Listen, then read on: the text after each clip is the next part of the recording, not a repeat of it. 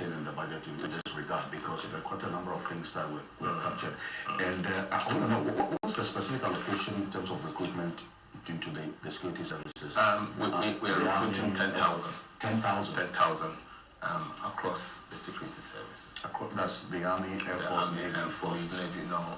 The Army, Air Force, the Ghana Force is one, and then we have the police, we have the fire service, and we have the immigration. All put together is 10,000. 10,000? Yeah, across. I see. But we understand almost 60,000 people applied. 30,000. But we are picking 10,000 at this moment. For this. Yes, for this recruitment. 10,000. Yes. Any plans for the backlog? Because there hasn't been mass recruitment. So let me put it this way.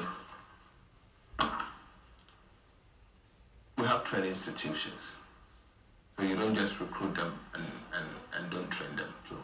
So there is a capacity that you cannot exceed. So they will have to go to the training schools and all.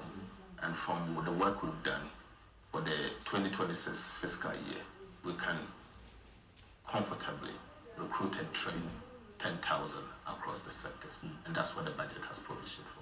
10,000 across the sectors. The defense budget is fixed for next year is quite audacious. I mean, in this budget, over 10.7 billion budgeted for 2026, and from what I'm seeing, about 25% for revamping the Air Force, along with 4 modern helicopters.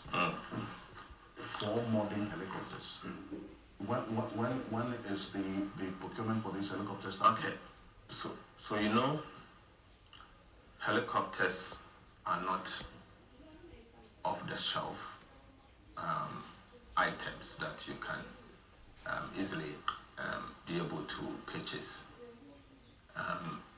We have begun the discussion with the helicopter manufacturing companies. And let me put this on record. We are not engaging any third party. It's the Ghana Armed Forces directly talking to the manufacturers and giving them their specifications. And I can assure you that the Ghana Armed Forces will get value for money. These helicopters may take up to 4 years. 4 years? 4 years to deliver. So are you manufacturing from scratch? They have to. You're not buying used ones? No, it's not used ones. They are new helicopters fitted with modern gadgets, and they are buying it from scratch. And so I believe that it will take 4 years to get the entire full. Probably they may get 1 or 2 for 4 years, but the entire 4 will be ready in the next 4 years. And that is the decision of the Ministry between the Ghana Armed Forces and those that are selling. In the coming days, we'll be going to Parliament to present those agreements to Parliament for discussion. Ghana Armed Forces, particularly the Ghana Air Force, is about agreeing to the terms, and then whenever the terms are ready, we'll take it to Parliament for approval. I see. Because we've had instances in the past where used aircraft were bought. Yes, we've seen the consequences. Of course. And flowing from the back of this, the investigative report on this unfortunate incident, the crash on August 6, the lack of these updated equipment in the aircraft, all of this is going to be addressed with the purchases. Exactly. And that is why we have left it to the Ghana Air Force to be able to assess the government, acquire the required helicopters to support the operations. Apart from this, you are purchasing 1 large range aircraft and 1 medium range aircraft, yes, for the Ghana Air Force. Yes. So that is also being discussed. The Ghana Air Force is working with the manufacturers also directly to identify the type of aircraft that they will require. And again, from what we see, that will also take another 3 to 4 years before we get that. But it's obvious that you are building a country, and this is now, the next 4 years, by 2029, we'll have this 1 long range and 1 short range aircraft for Ghana Air Force. I'm going to be using this expenses for executive travels as well?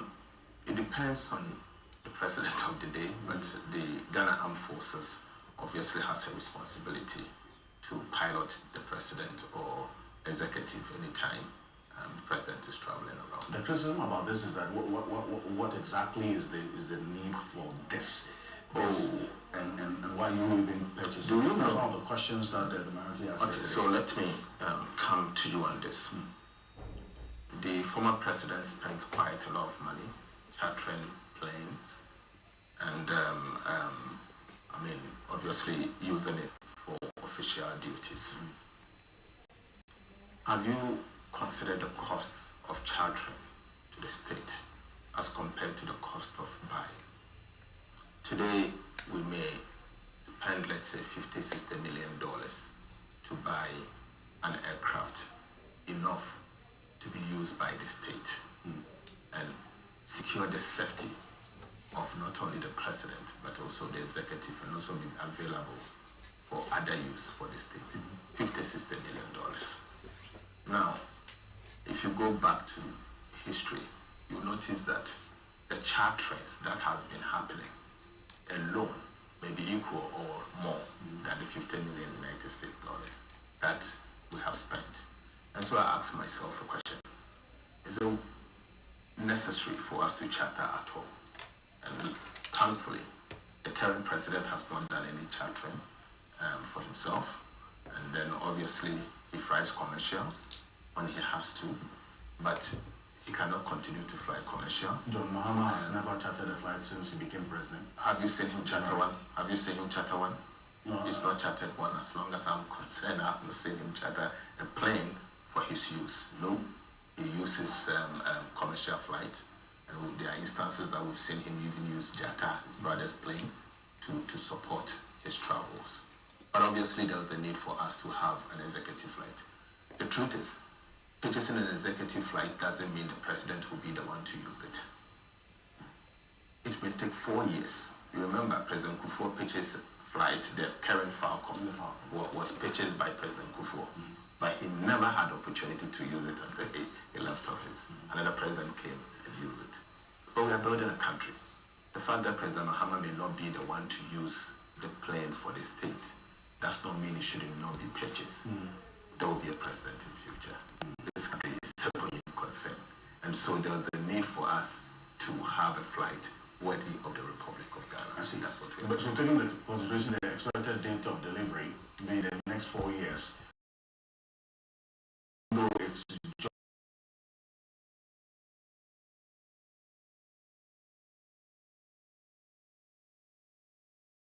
because this is all of it's expenditure on the books of the state, which counted in the budget. And so let's go straight into expenditure. I'm running through the issue because of the limited time that we have.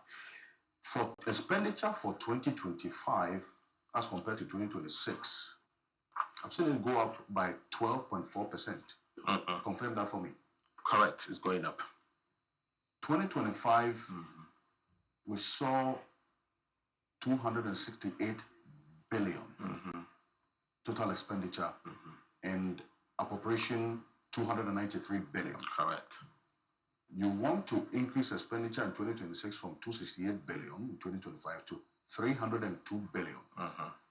And appropriation probably go up by about some 64%. Where are you getting the money from? So revenue is equally going up by the same magnitude. The change is largely coming from revenue, and this revenue is coming obviously from the reforms that we are doing.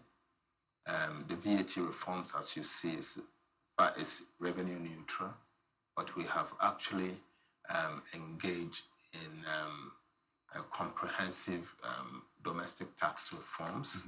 And there is modified tax that we recently launched. We are improving revenue, customs revenue at the port, and we are introducing an AI-driven data ability to be able to match import to revenue and get the necessary required revenue that we need to be able to